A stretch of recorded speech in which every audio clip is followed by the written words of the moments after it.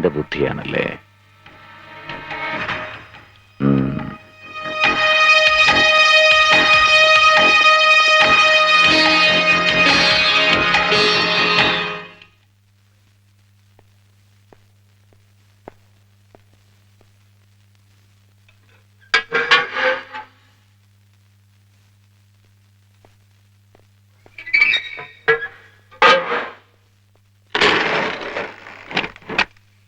കയറാൻ വരട്ടെ. Ramadas, central jail തന്റെ സാമ്രാജ്യമല്ലേ, തന്റെ നിയമം തന്നെ നടക്കട്ടെ. പുതിയ അതിഥിയെ നല്ല മനസ്സോടെ രണ്ട് കൈ നീട്ടി സ്വീകരിക്കണം. നടയടി പതിവല്ലേ, അടിക്കണോ ഇവനെ? സാറല്ല, തന്നെ അനുസരിപ്പിക്കാൻ അധികാരമുള്ള ഉദ്യോഗസ്ഥനാ പറയുന്നത്. ഹൈദരുടെ മുഖത്തടിക്ക്.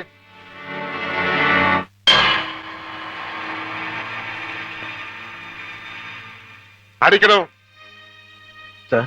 അടിക്കാൻ.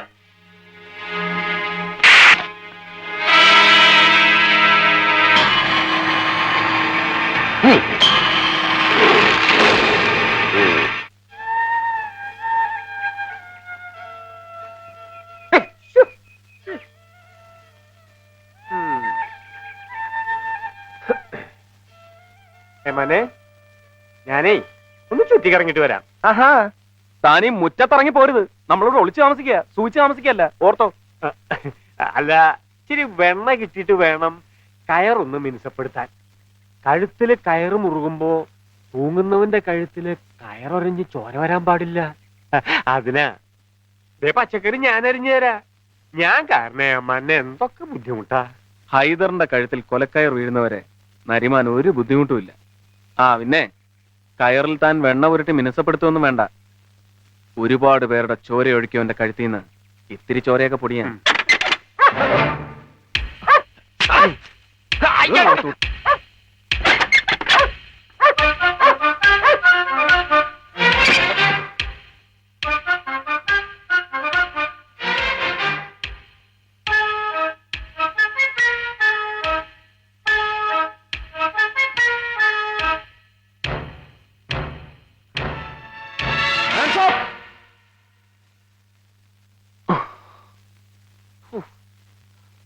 നീയായിരുന്നു?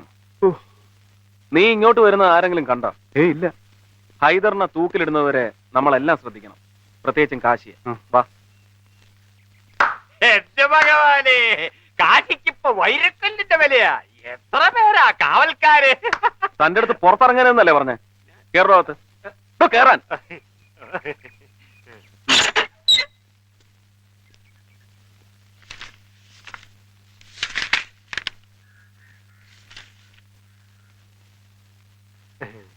നീ ഏതാടാ?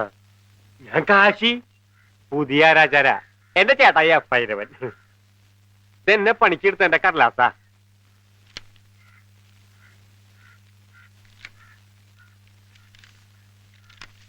എന്താടാ, നിന്റെ ചേട്ടൻ ചത്തോ? അതിലും വലിയ മഹാപാപികൾ ജീവിച്ചിരിക്കുമ്പോ എന്റെ ഏട്ടായിയെ കാലം വിളിക്കുക മന്നെ. നിന്റെ ചേട്ടൻ ഇതൊക്കെ നിർത്തിവെച്ച് പോയതാണല്ലോടാ, പിന്നെ നീ എന്തിനു വന്നു? ആളുകളെ തൂക്കിക്കൊള്ളുന്നത് ഒരു രസല്ലേ? ഹൈദർ ആരാണെന്ന് നിനക്കറിയാമോ? തീക്കനലിനോടാ നിന്റെ കളി. വെള്ളം ഒഴിച്ചക്കെടാത്ത തീ മന്നെ. സെൻട്രൽ ജയിലിനകത്ത് നിന്ന് നീ നേർക്ക് നേരെ വർത്തമാനം പറയുന്നത് ആരുടെ ധൈര്യത്തിലാണെന്ന് അറിയാം. ഇടിച്ചു നിന്റെ എല്ലൊടിക്കും. ഹൈദരെ കൊല്ലാൻ പറ്റില്ലെന്ന് പറഞ്ഞ് എഴുതി തന്നിട്ട് പൊയ്ക്കോ, ബാക്കി ഞങ്ങൾ നോക്കിക്കോളാം. ഇതുവരെ 8-10 അടകോടന്മാര് എന്റെ ഏട്ടായി കൊന്നിട്ടുള്ളൂ. ഇപ്പോ ഏമാമാര് വരെ പേടിക്കുന്ന ഒരു വലിയ അമ്മനെ കയ്യെ കിട്ടിയപ്പോ ഞാനത് കളയാനാ. ചുമ്മാ ശാഖനം മുടക്കാട് ആ കൊലമുറിട്ട് താക്കോലിങ്ങട് ഏമാനെ. No sir.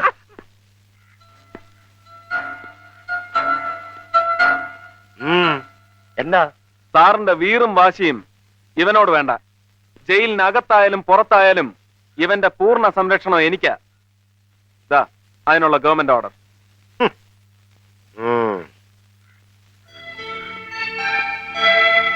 വാ.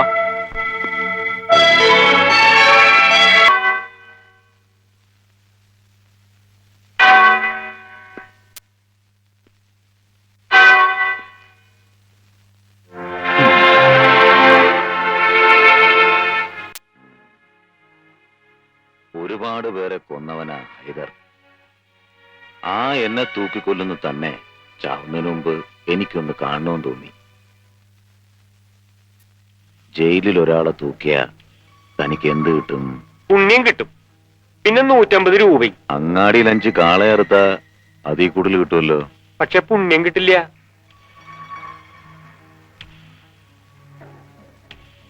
തന്നെ വിളിച്ചത് ഒന്ന് കാണാനാ. കണ്ടു. വയ്ക്കോ. വന്ന ജോലി തീർത്തിട്ട് പോവാം അല്ലേ മന്നെ? നീ കെട്ടിത്തൂക്കിയാലും ഞാൻ ചാവില്ല.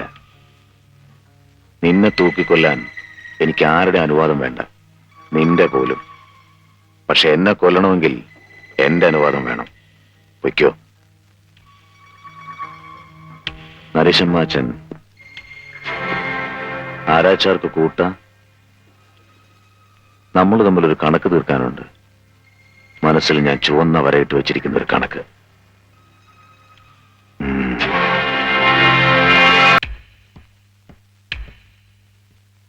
എന്ത് വേഷമാടുന്നത്? ആരാച്ചാർക്കും നിയമത്തിനും നിറം കറുപ്പ്, തോട്ടിക്കും ലാത്തിക്കും നിറം കാക്കി. കൊള്ളാം. അവസാനമായി എന്തെങ്കിലും പറയാനുണ്ടോ? ഉണ്ട്. എന്നെ തൂക്കിക്കൊല്ലരുത്. തന്നെ കൊണ്ട് സാധിക്കുമോ?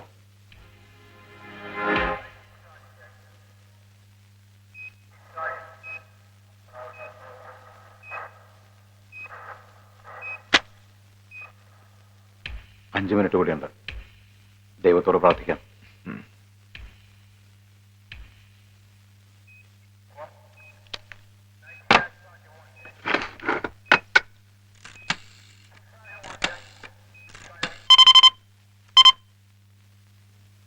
Hello, central jail. ഇത് പോലീസ് വയർലെസ് സെല്ലിൽ നിന്നാണ്. ഡൽഹിയിൽ നിന്ന് ഒരു അർജന്റ് മെസ്സേജ് ഉണ്ട്.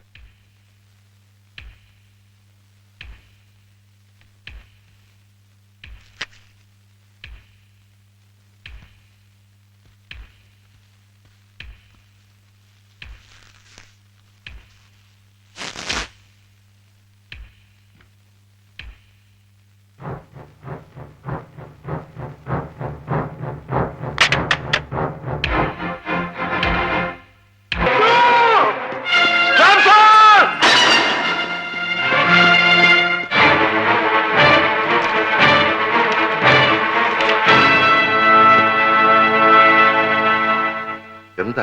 തമിഴ്നാട്ടിലെ തഞ്ചാവൂരിൽ വെച്ച് നടന്ന ഒരു എക്സ്പ്ലോഷനിൽ ഉപരാഷ്ട്രപതി വൈദ്യലിംഗം ദാരുണമായി കൊല്ലപ്പെട്ടു.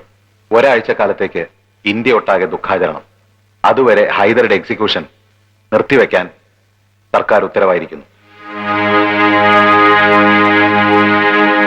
ഹൈദരുടെ കെട്ടഴിക്കൂ.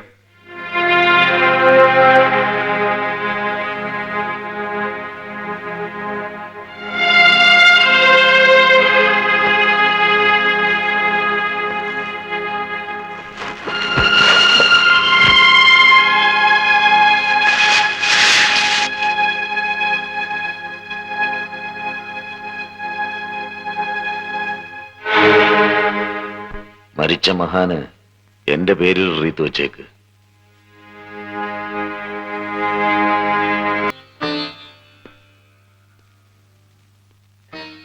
ഒരാഴ്ച, ഒരേ ഒരാഴ്ച. ഒരാഴ്ചയല്ല, ഈ ജന്മത്ത് ഹൈദരെ തൂക്കിക്കൊല്ലാൻ നിങ്ങൾക്കാവില്ല. അവൻ ഇനിയും രക്ഷപ്പെടും.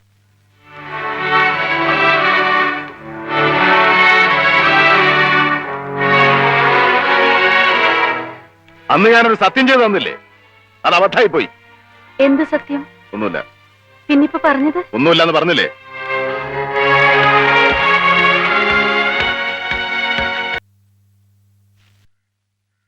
തൂക്കിൽ നിന്ന് രക്ഷപ്പെടാൻ 10 ലക്ഷം ചെലവായി. ചെലവായാലെന്താ? പറഞ്ഞ പോലെ തന്നെ ആ പഹയൻ കാര്യങ്ങൾ കൈകാര്യം ചെയ്തില്ലേ? ആരുടെ കാര്യമൊക്കെ? ജുഗീന്ദർ, തമിഴ്നാട്ടിലെ ഓപ്പറേഷന് ഞാൻ ഏർപ്പെടുത്തിയ വാടക കൊലയാളി. അലി, മദ്രാസിലെ നമ്മുടെ ഏജന്റിനെ വിളിച്ച് എന്റെ വക നന്ദിയും ഒരു സ്പെഷ്യൽ സമ്മാനവും കൊടുത്തേക്ക്. ഓ, ഇക്ക ഒരാഴ്ച കഴിഞ്ഞ്? ഒരാഴ്ച കഴിഞ്ഞിട്ടുള്ള കാര്യമല്ലേ, അതപ്പ നോക്കാം. നിങ്ങൾ ബേജാറാതിപ്പിക്കും.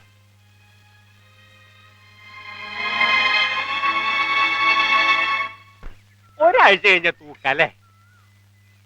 തനിക്കെന്താ ഇത്ര സംശയം? സംശയമൊന്നുമില്ല. ഒരാരാച്ചാര് ചോദിക്കാൻ പാടില്ലാത്തതാണ്, എന്നാലും ചോദിക്കാണ്. മുഖവുരയൊന്നും വേണ്ട, കാര്യം പറ. ഹൈദരോട് ഏമാന് ഇത്രയും വിരോധം വരാൻ എന്താ കാരണം? ഇവിടെയുള്ള മറ്റു പല ഏമാന്മാരും മരക്കാരോട് പെരുമാറുന്നത് ഇങ്ങനെയല്ലല്ലോ.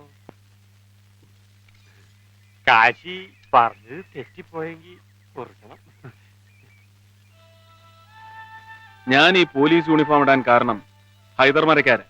അയ്യോ, പോലീസിന്റെ യൂണിഫോം ഇടുന്നതിന് മുമ്പ് മറ്റൊരു യൂണിഫോം ഇട്ടുകൊണ്ടാണ് നടന്നിരുന്നത്. സെമിനാരിയിൽ പഠിക്കുന്ന ഷമ്മാശന്റെ വെളുത്ത കുപ്പായം. ആ എന്നെ ഒരു പോലീസുകാരനാക്കിയത് ഹൈദറ. ചെറുപ്പം മുതലേ പോലീസിൽ ചേരണമെന്നായിരുന്നു എന്റെ മോഹം. SI സെലക്ഷൻ വരെ കിട്ടിയതാ. അപ്പോഴാണ് അറിയുന്നത് ഇരവേലിൽ മാത്യു നരിമാൻ ആറ്റുനോറ്റുണ്ടായ എന്നെ ഒരു പട്ടക്കാരനാക്കാവുന്ന നേർച്ചയുണ്ട്. അപ്പച്ചന്റെ അമ്മച്ചന്റെ ആഗ്രഹത്തിന് കൊടുക്കാൻ ഞാൻ സമ്മതിച്ചു. ബൈബിൾ പഠിക്കുന്നതിനിടയിലും ഓട്ടവും ചാട്ടവും സിനിമയൊക്കെ എനിക്കിഷ്ടമായിരുന്നു.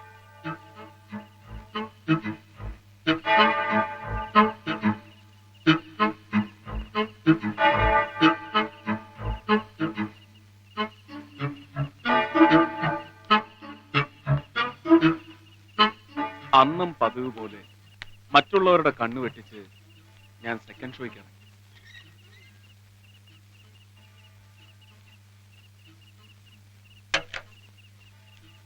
ധൃതിയിൽ പോകുകയായിരുന്ന ഞാൻ റോഡിൽ വല്ലാത്ത ഒരു കാഴ്ച കണ്ടു.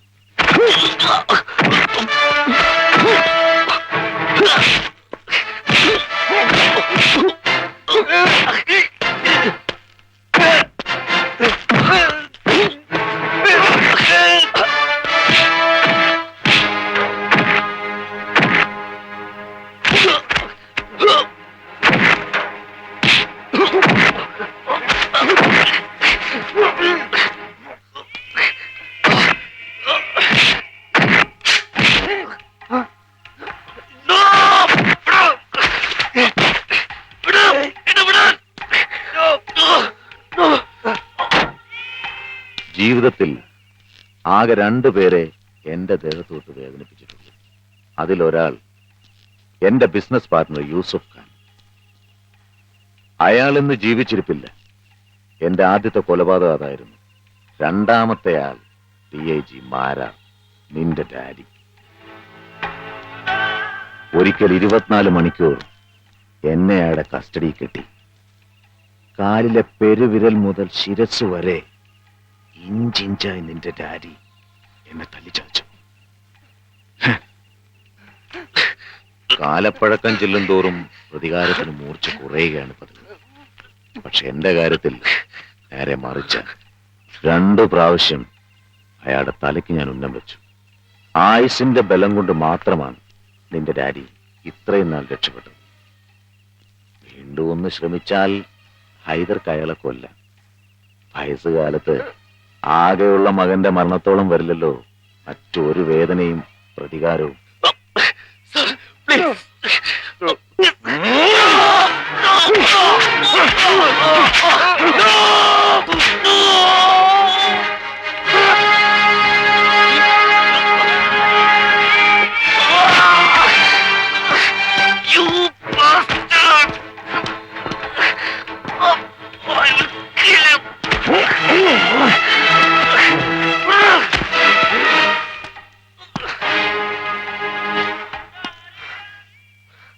നിന്നോട് എനിക്ക് യാതൊരു വിരോധവുമില്ല. പക്ഷേ ഇനി നീ ജീവിച്ചിരുന്നാൽ അതെനിക്ക് ആപത്താണ്.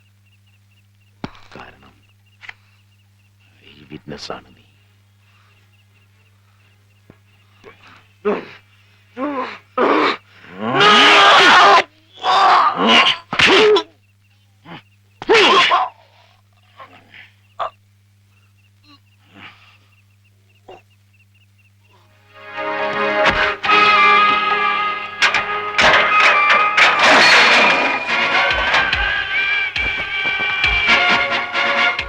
അലി, നാസർ, ആരാണ് നോക്ക്.